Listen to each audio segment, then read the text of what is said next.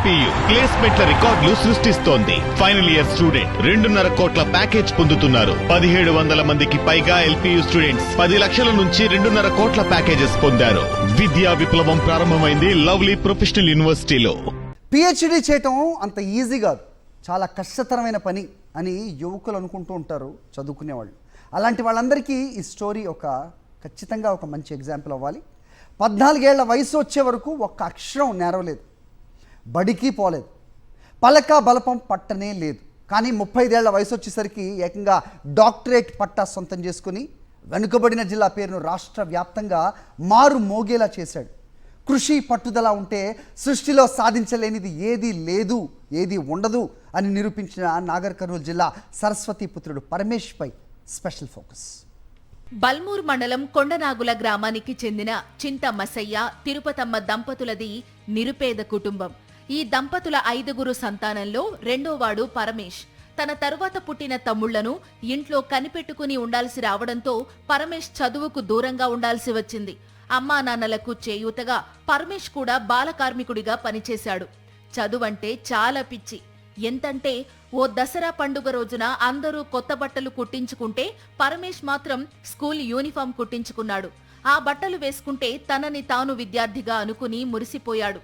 సరిగ్గా అప్పుడే పరమేష్ను గమనించిన గ్రామస్తుడు మౌలాలి బాల కార్మికులు పేదరికం కారణంగా స్కూల్ డ్రాపౌట్స్ గా మిగిలిన వారిని బడిలో చేర్పించేందుకు ఎంవి ఫౌండేషన్ సహకరిస్తోందని పరమేష్ కు చెప్పి తల్లిదండ్రులను ఒప్పించి పరమేష్ ను తమ క్యాంపులో చేర్పించాడు.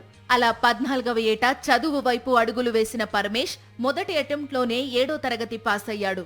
ఆ తరువాత జెడ్పీ స్కూల్లో 10వ తరగతి వరకు చదివాడు. ఆ తరువాత ఇంటర్, డిగ్రీలు అదరగొట్టాడు.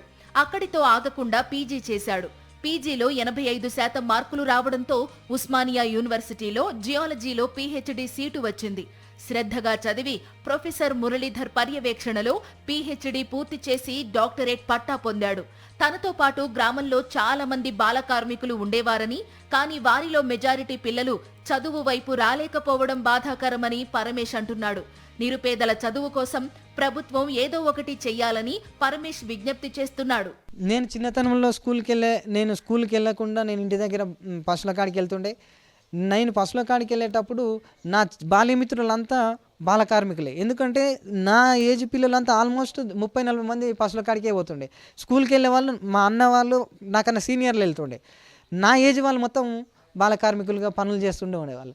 అట్లా ఆ 30-40 మంది పిల్లల నుంచి నేను ఒక్కనే బాల కార్మికునిగా విముక్తి చెంది ఎంఈఎఫ్ క్యాంప్కి వెళ్ళిన. నేను వెళ్ళిన క్రమంలో నా 2-3 ఫ్రెండ్స్కి అరే చదువుకుందాం రాండి, మనం ఇట్లా చిన్నప్పుడు ఈ బర్రెలు గాయడం పశువులు గాయడం ఇట్లా ఏంది, మనకు అవకాశం ఉంది అని అంటే వాళ్ళు నన్ను అరే ఇంత ఏజ్లో మనం బడికి వెళ్తే ఇప్పుడు ఎట్లుంటుందిరా, అందరు నవ్వుతారు, పోవద్దు అసలు నేను రాను అని అట్లా 2-3 చెప్పడం జరిగింది. పరమేష్ అన్న బుచ్చయ్య అసిస్టెంట్ ప్రొఫెసర్గా పనిచేస్తున్నారు. తాను చదువుకుంటూ ఉంటే తన తమ్ముడు పరమేష్ చిన్న తమ్ముళ్లను చూసుకోవడం కోసం బడికి దూరంగా ఉండాల్సి వచ్చిందని బుచ్చయ్య ఆవేదన వ్యక్తం చేశారు. తన తమ్ముడిలో చదువు పట్ల ఆసక్తిని గమనించాక ఎలాగైనా సరే అతన్ని చదివించాలన్న పట్టుదల పెరిగిందని బుచ్చయ్య అంటున్నారు. పండగ వస్తే మేమందరం స్కూల్కి పోతుంటే బళ్ళు ఇచ్చినటువంటి యూనిఫామ్ అదేసుకొని పోతుంటే నాకు యూనిఫామ్ లేదని చెప్పేసి పండగకి ఎవరైనా కొత్త బట్టలు కుట్టించుకుంటాడు, వాడు యూనిఫామ్ కుట్టించుకున్నాడు అన్నట్టు. అంత ఇంట్రెస్ట్ ఉంది మా తమ్ముడికి అని చెప్పి గుర్తించి మా తమ్ముడు కూడా చదువుకోవాలని చెప్పేసి మా మిత్రుతో మాట్లాడినందుకు అదే సమయంలో ఎంవీఎఫ్ ఫౌండేషన్ వాళ్ళ సంస్థ నడుస్తుండడము అది మాకు కలిసి వచ్చింది అనుకుంటాము, మా అదృష్టం అనుకుంటాము. ఎందుకంటే ఎడ్యుకేషన్ వైపుగా ఎటువంటి ఎన్జిఓస్ ఎన్నో ఉంటే మనకి ఇప్పటికి కూడా చూసినట్లయితే ఎంతోమంది బాల కార్మికులు అటువంటి వాళ్ళని ముందుకు తీసుకొస్తున్నటువంటి ఎంవీఎఫ్ ఫౌండేషన్కు మేము తమ్ముడి పక్షాన చాలా రుణపడి ఉంటామని చెప్తున్నాను. ఇదే గ్రామానికి చెందిన మౌలాలి కష్టపడి చదువుకుని పైకి వచ్చిన వారే. ఆయన ఎంవి ఫౌండేషన్లో టీచర్గా పనిచేస్తున్నారు. పరమేష్లో చదువు పట్ల ఆసక్తిని చూసి బడిలో చేర్పించానని మౌలాలి గుర్తు చేసుకున్నారు.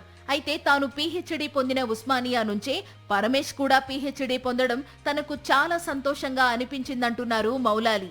అంతకుముందు నేను కూడా అందులో హిందీ చెప్పడం వాళ్ళతోటి హిందీ నేర్చుకున్నాను. అదేవిధంగా నేను హిందీ పీజీ చేశాను, తర్వాత పిహెచ్డీ చేశాను. అంటే నాతో పాటు అతడు కూడా జియాలజీ డిపార్ట్మెంట్ నుంచి ఉస్మాన్ యూనివర్సిటీ, నేనైతే యూనివర్సిటీ నుంచి పిహెచ్డీ పొందినో అదేవిధంగా పరమేష్ కూడా ఆ యూనివర్సిటీ నుంచి పిహెచ్డీ పొందడం నాకు ఎంతో సంతోషంగా ఉంది. నేను ఇప్పుడు ప్రజెంటు గవర్నమెంట్ జూనియర్ లెక్చరర్గా ఎన్నికయ్యాను. అక్కడ మా అమ్రాబాద్ మండలంలో పనిచేస్తున్నాను. నాకన్నా ముందు మంచి అవకాశాలు మంచి స్థాయిలో స్థిరపడాలని అతన్ని నేను ఆశిస్తూ కూలీనాలీ చేసుకుంటూ పశువులు మేపుకుంటూ రెక్కలు ముక్కలు చేసుకుని బతుకు బండిని నెట్టుకొస్తోన్న పరమేశ్ తల్లిదండ్రులు తమ చిన్న కొడుకు డాక్టరేట్ అవడం పట్ల హర్షం వ్యక్తం చేస్తున్నారు. ఇక ఈ గ్రామం నుండి డాక్టరేట్ పొందిన 3వ వ్యక్తిగా చరిత్ర సృష్టించిన పరమేశ్ ను గ్రామస్తుల సమక్షంలో జిల్లా కలెక్టర్ సన్మానించారు. పరమేశ్ ను ఆదర్శంగా తీసుకుంటే జీవితంలో సాధించలేనిదంటూ ఏదీ ఉండదని అర్థమవుతుంది.